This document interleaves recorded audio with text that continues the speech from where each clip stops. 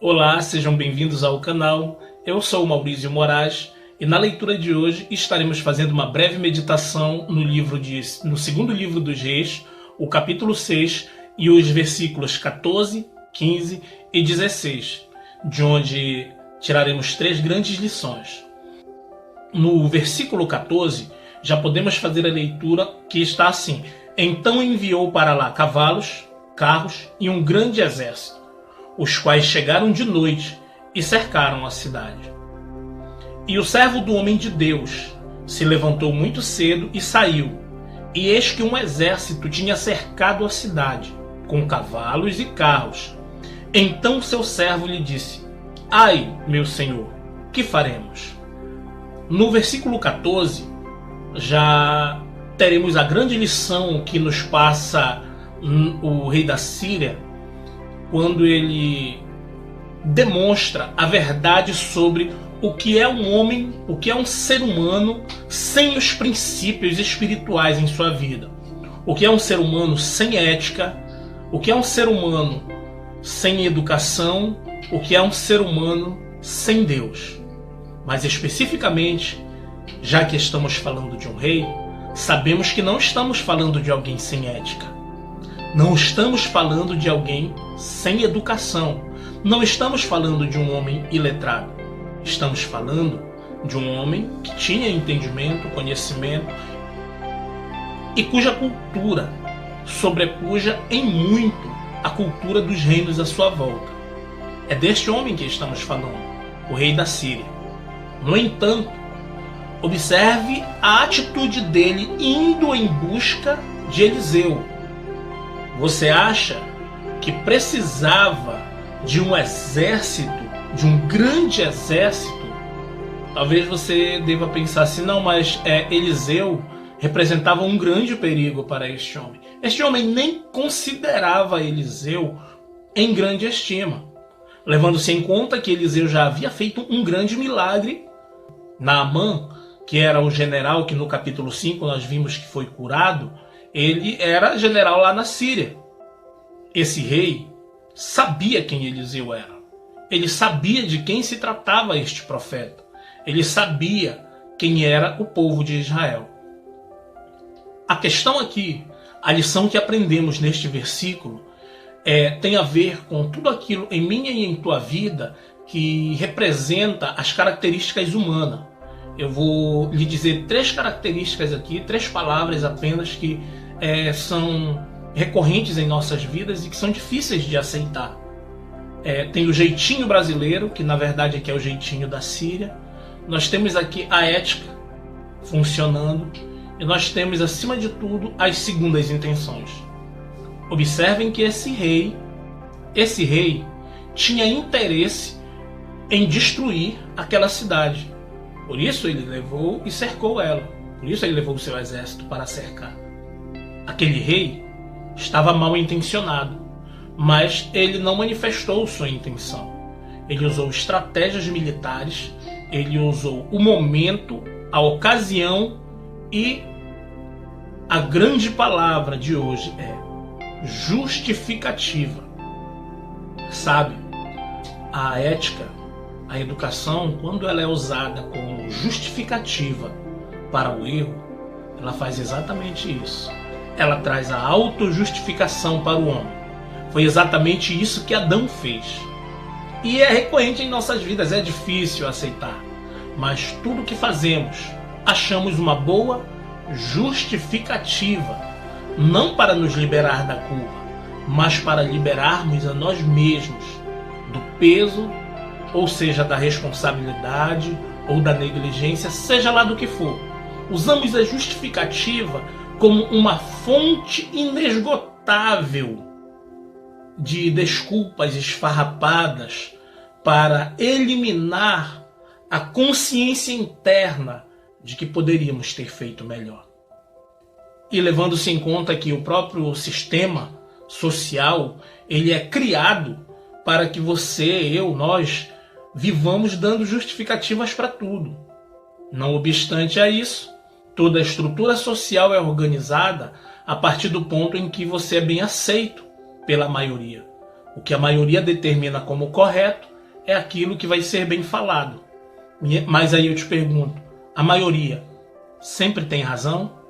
Não esqueça antes de responder essa pergunta, que foi assim que foi decidido a crucificação de Cristo, com a maioria sendo guiada por uma minoria pedindo, clamando por Barrabás e para que Jesus fosse crucificado. Esse rei, ele representa tudo aquilo de mal, tudo aquilo de ruim que existe na espécie humana, em cada um de nós. A justificativa, a autojustificativa, o sentimento de aniquilação daquilo que nos ofende. O povo de Israel ofendia, agredia culturalmente a esta nação, a Síria, e por isso eles representavam algo ruim para aquele povo. E, no entanto, ainda que Israel não oferecesse um problema militar, ainda assim era um problema. Você deve saber, eu não vou me estender nesse assunto porque dentro do ambiente de trabalho, dentro da vida familiar, dentro da vida social, nós estamos cheios de exemplos de pessoas que se cercam de justificativa, e nós mesmos, quantas vezes nós mesmos damos justificativas para nos livrar daquele probleminha momentâneo. Essa é a característica humana que nós vemos o exemplo aqui, e vamos ver agora no versículo 15 a segunda pessoa, o grande exemplo. Você sabe que o profeta Eliseu tinha um servo chamado Geazi, que ficou com a lepra de Naamã porque cobiçou, porque desejou aquilo que não era dele. Muito bem, não vamos falar de Geazi, vamos falar deste servo de Eliseu, que eu acho incrível a redação desse texto quando diz apenas que ele era o servo do profeta. Ele não tem um nome. A característica principal dele aqui, e não seria uma lição, seria um exemplo de vida, este servo se levanta cedo. Este servo se importa. Este servo cumpre com a sua obrigação. É exatamente o contrário das características que o rei da Síria está manifestando aí. Não distante disso, vemos imediatamente o segundo grande exemplo desse servo quando ele diz: "Ai, meu senhor, que faremos? Que faremos?" Esta pergunta, ela mostra a capacidade de empatia que esse servo tinha, pois ele não era soldado. Ele sequer sabia realmente o que estava acontecendo. No entanto, ele estava ocupado com o que fazer.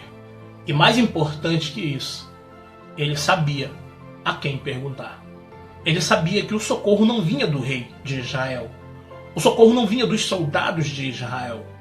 O socorro só poderia vir de uma fonte, de Deus.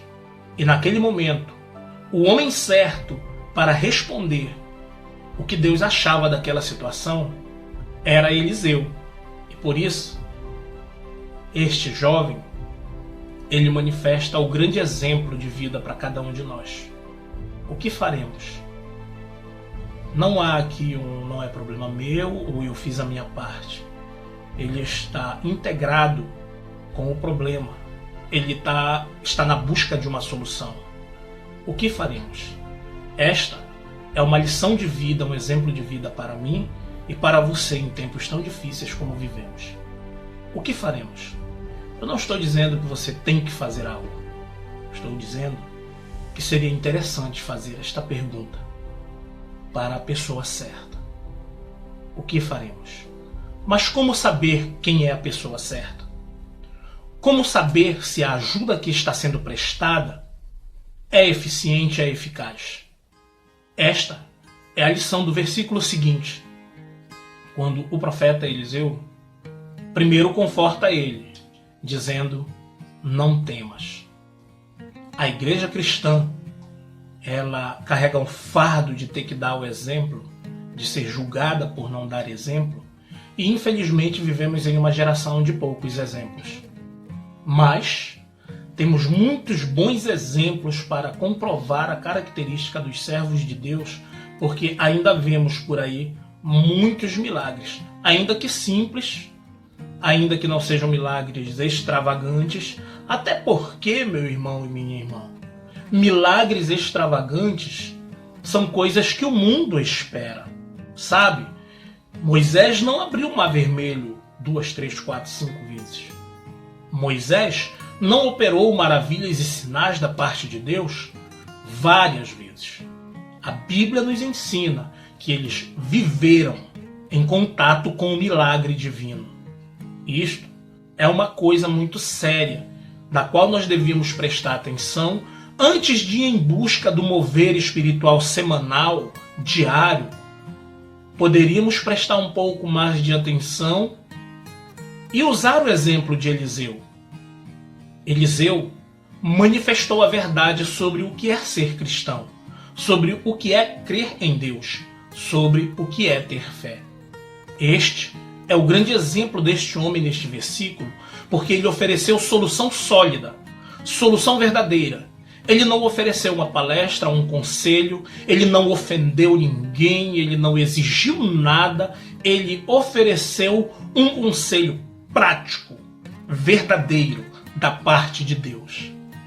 Esta é uma grande característica dos verdadeiros servos de Deus. Pessoas que, não obstante a todo o ataque que sofrem, elas oferecem uma solução verdadeira, nem sempre reconhecido, como nós vamos ver mais adiante neste capítulo, ainda neste capítulo. Eliseu não foi reconhecido por isso. Muito pelo contrário, ele ainda vem a ser perseguido pelo próprio rei, que recebe a bênção dele agora nesse momento. Mas observe aí esse versículo. Eliseu dizendo: não temas, não temas. Mas ele não dispensa a pessoa com o não temas. O versículo completo nos deixa muito claro, muito claro. Eliseu tinha uma visão real, uma visão verdadeira. E não somente uma visão real e verdadeira que ele precisava defender. Eliseu tinha a visão, e é assim que nós escolhemos a quem devemos recorrer. No momento de dor e aflição, no momento em que as vidas parecem mais do que nunca ser como folhas ao vento, ser como um sopro, medidas a palmo, como o salmista Davi mencionou. Em tempos assim, é muito importante que você saiba que Deus ele está contigo, que o anjo do Senhor se acampa ao redor daqueles que o temem e os livra. É muito importante que você compreenda que a misericórdia de Deus, o amor de Deus se estende a todas as vidas, mas não somente a um povo eleito e escolhido, não somente a um homem que cumpre com as suas regras e responsabilidades espirituais, não somente com aqueles que se consideram especiais para Deus. O amor e a misericórdia de Deus se estende a todos.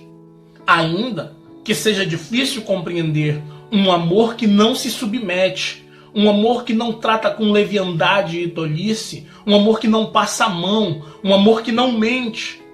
Há uma realidade muito clara da parte de Deus em deixar muito lógico para cada um de nós que Ele açoita, Ele castiga sim a todo aquele que Ele recebe por filho. Deus, ele não nos engana. A voz de Deus, a palavra de Deus, o ensinamento de Deus, ele não vem com segundas intenções, com a intenção de te manipular. Ele não vem com a intenção de te trazer para cá ou para lá. Ele deixa claro para você que ele te ama de graça. Ele deixa claro para você que, quanto criatura, você tem a oportunidade de se tornar filho, filha. Que, quanto servo, você tem a oportunidade de se tornar amigo.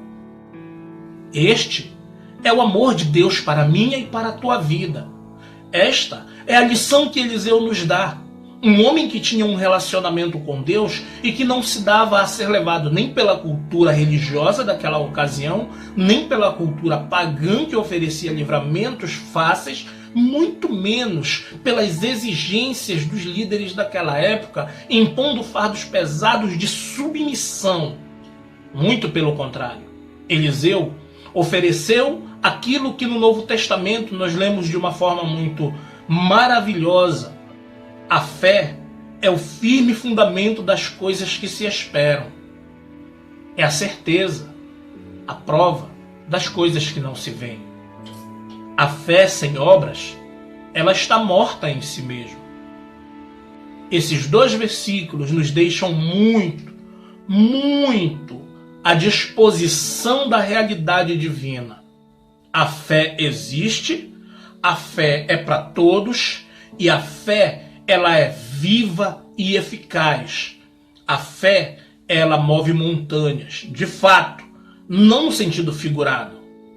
A fé ela é exatamente aquilo que Eliseu mostrou que era. Algo que oferece livramento no momento do ataque, que pode te dar a vida. Esta é a fé do Deus dos cristãos. Que Deus te abençoe, que Deus te cubra de bênçãos, que Deus fortaleça a tua fé, te encha de confiança e certeza de que você é de Deus. Nada pode te separar do amor de Deus que está em Cristo Jesus. Até amanhã.